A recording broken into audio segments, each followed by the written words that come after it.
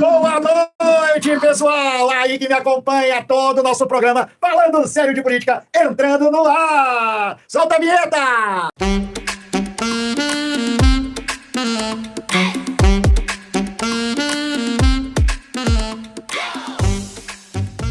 Estamos agora entrando no ar aqui no Falando Sério de Política com o professor Roberto. Mas antes da gente começar, aperta o sininho, te inscreve no canal, dá o like, porque aqui começou a resistência. Aqui é Lula 2026, comemorando aí a subida do Lula e a queda de Bolsonaro. Exatamente, é só aqui no Falando Sério de Política com o professor Roberto, exatamente. O cara que tá sempre com vocês pra conversar com vocês. Aí vocês aí, quem é meu seguidor, dá o like, exatamente. Faça o joinha aí, professor Roberto, pra mim saber que vocês estão aí, gente. E hoje o nosso programa tá especial. Vamos começar com as revelações da semana. Vejam só o que Eduardo Bolsonaro disse em relação a esses 134 milhões de reais previstos para o filme Dark Horse. Ele disse que são uma pechincha, pois é. Para ele, o custo se aplica pela contratação do diretor e do ator que interpreta Bolsonaro no longa, que são americanos. A declaração ocorre depois da revelação de que Daniel Vorcaro repassou 61 milhões para financiar a produção. Eduardo disse em entrevista a Paulo Figueiredo, nos Estados Unidos, isso daí, ó. É um filme que, para quem não conhece, vai pensar que é super caro. Não. Para os padrões de Hollywood, não. E ainda assim, o que eu sei é que não conseguiu se captar tudo aquilo que o projeto inicialmente previa. 61 milhões de reais enviados por Daniel Vorcaro. Só relembrando, né, o agente secreto custou... 45 milhões, ainda estou aqui, cerca de 30 milhões. Bacurau 7. Bacurau 7, tá aí. Filmes que competiram internacionalmente. E a gente tem o Dark Horse, com inclusive não conseguindo captar tudo o que poderia ter sido captado. Ele fala muito, né? Muito do que é o mundo bolsonarista, da forma como esses caras, eles projetam uma realidade que é só deles, fogem da realidade, né? E com isso, eles tentam, né, construir algo que é fruto da cabeça deles. Por exemplo, o que está acontecendo hoje na conjuntura brasileira? Vamos analisar. Tem um candidato à presidência da República que está envolvido com o Comando Vermelho e com o PCC, que é o Flávio Bolsonaro, mais as milícias. O cara está despencando a cada dia que passa nas pesquisas. Por quê? Porque ele telefonou para um marginal, que é o Vorcaro, pegou dinheiro de um marginal do Banco Master e mandou para os Estados Unidos. Para ele tá tudo bem, é dinheiro privado, né? É dinheiro privado, na segunda desculpa dele.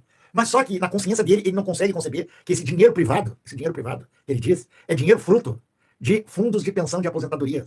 É roubo. O que fazia o Banco Master? Ele pegava esses deputados do PL, esses senadores do PL, esses prefeitos do PL, esses governadores como Cláudio Castro, né? Fazia com que eles trouxessem esses fundos de pensão para dentro do Banco Master, sabendo que não ia pagar. Porque ele praticava os CDBs dele a juros altos, de pirâmide. Então ele tinha na cabeça dele, ele sabia que esse dinheiro que ia entrar dos aposentados e pensionistas, dos fundos de pensão, eles não iam receber de volta o investimento deles. Ele praticava crime. E é fruto desse dinheiro. E mais ainda, os golpes que o Will deu, porque era uma fintech do Banco Master, assim como o Banco Master, liberando créditos consignados para o pessoal que era de benefício, de programas de benefício, no qual o Bolsonaro, durante o governo dele, ele liberou propositalmente essas pessoas que já eram miseráveis, que já recebiam os benefícios ali, com dinheiro muito pouco, né, super baixos salários, para tirarem empréstimos pessoais. Empréstimos pessoais. Olha que crime, gente. Isso é criminoso, cara. Isso é criminoso. E esse dinheiro é fruto de crime. Fora dinheiro do PCC, que entrava via Reag, o fundo Reag, que era do PCC, para lavagem de dinheiro no Banco Master. Então, com tudo isso aí, o Flávio Bolsonaro, diz que não tem problema, porque é dinheiro privado. Vocês acham certo? Aqui no Brasil, as pessoas com medo de colocar o seu CPF, de colocar a sua empresa num simples empreendimento cultural, que é um filme em homenagem ao melhor presidente da República que esse país já teve, injustiçado, tinham receio, a razão pela qual nós optamos por fazer esse filme fora do Brasil, é um filme americano. Então ele me disse que conhecia uma pessoa que já havia investido em outros filmes, me apresentou esse investidor, que é o Vorcaro, uma pessoa que na época, lá atrás, alguém que era uma pessoa que circulava em todas as rodas aqui em Brasília, ia a eventos com o ministro do Supremo, a alta roda de empresários, patrocinava eventos de várias emissoras de televisão, inclusive fora do Brasil, portanto a pessoa naquela época acima de qualquer suspeita. Bom, o tempo foi passando e chegou um momento em que ele parou de honrar as parcelas desse contrato, que existe um contrato entre a empresa que ele indicou, né, como sendo a investidora, com o fundo, e em maio de 25 foi quando a última vez que ele honrou com os pagamentos. E mais uma vez, nesse meio tempo, como as pessoas que estavam envolvidas na produção do filme não conseguiam retorno, era quando eu tentava cobrar dele como se para ter alguma posição. Eu falava, se você não conseguir honrar, não tem problema, eu vou atrás de outros investidores. E ele me dizia sempre que ia honrar com um contrato integralmente. Bom, aí no final de 2024, melhor, final de 2025, foi aquele áudio que todos aí ouviram, em que eu peço uma luz para saber, uma palavra final sobre o que é que vai acontecer, porque o filme já estava num grande risco do filme ser encerrado, inclusive, seria uma grande catástrofe. E no dia seguinte em que ele foi preso. Nesse momento é que nós vimos ali que deu uma virada de chave, nós entendemos melhor que a situação era muito mais grave. Eu fico pasmo com isso. E que ainda tenha gente que segue e vota nesses loucos. Ah, Luca!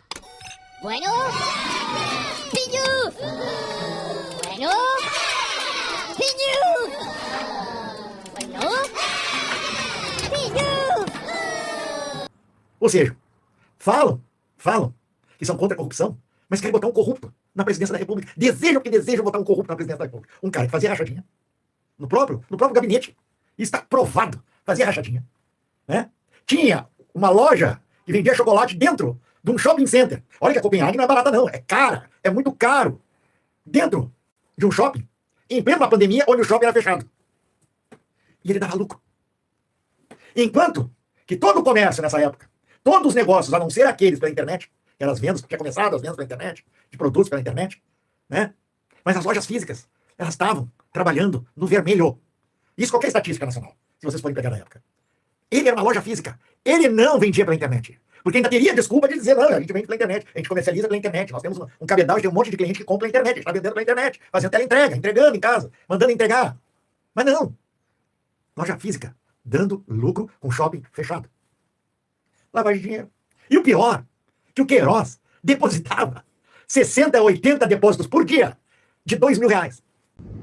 Tem mais de 500 cargos lá, cara, na Câmara, no Senado. Pode indicar para qualquer comissão alguma coisa, sem vincular a eles em nada.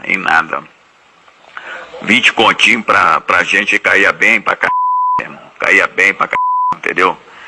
Não precisa vincular ao nome. Chegar lá e, pô, cara, o gabinete do Flávio faz fila de deputados e de senadores lá, pessoal para conversar com ele. Faz fila. Porra, é só chegar, meu irmão, nomeia fulano aí pra trabalhar contigo aí. Saláriozinho bom desse aí, cara. Pra gente que é pai de família, puta que pariu, cai igual uma uva. Mas nos envelopezinhos, botava no caixa eletrônico. De onde é que vinha esse dinheiro, gente? Me responda. Eu quero saber dos bolsonaristas, já que estão aí no canal, né? Já que estão aí no canal, eu queria uma resposta de vocês, porque vocês são bolsonaristas. Vocês apoiam o Flávio Bolsonaro. Vocês apoiam o Jair Bolsonaro. Então você sabe o programa do Flávio Bolsonaro, as propostas dele, né, para a presidência da República. Você deve ter intimidade o suficiente nas redes sociais, nos grupos. Como é que ele fazia para ter tanto lucro na Copenhague, no meio de uma pandemia? Gostaria de saber. Hein? Gostaria de saber de vocês. Eu acho que vocês não têm essa capacidade de falar, não têm a capacidade de mostrar para nós aqui qual é o programa político do Flávio Bolsonaro, porque vocês não sabem. Sabe por que vocês não sabem? Porque não tem.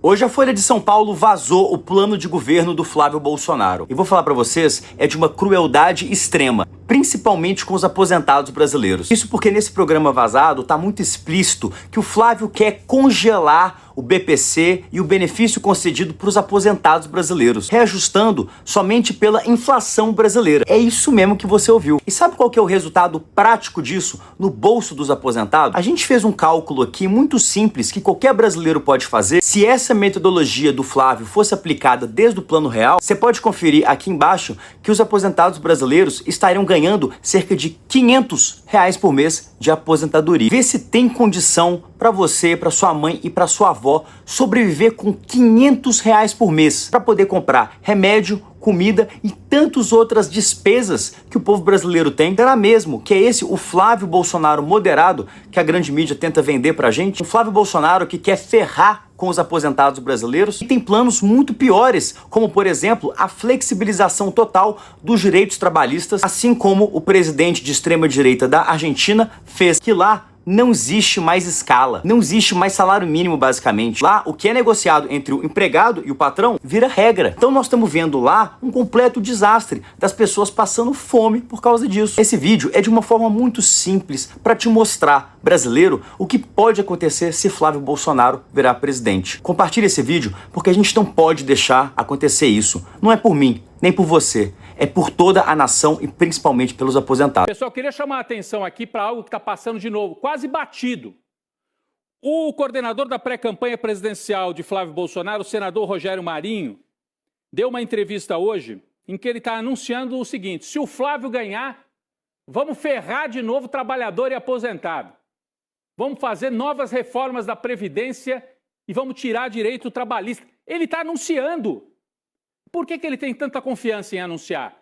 Porque esse anúncio não é para o povo, é para os empresários, é para a turma do capital, avisar assim: venham com a gente, nós vamos tirar direito trabalhista, tirar direito previdenciário, fiquem com o Flávio Bolsonaro que vocês vão estar felizes.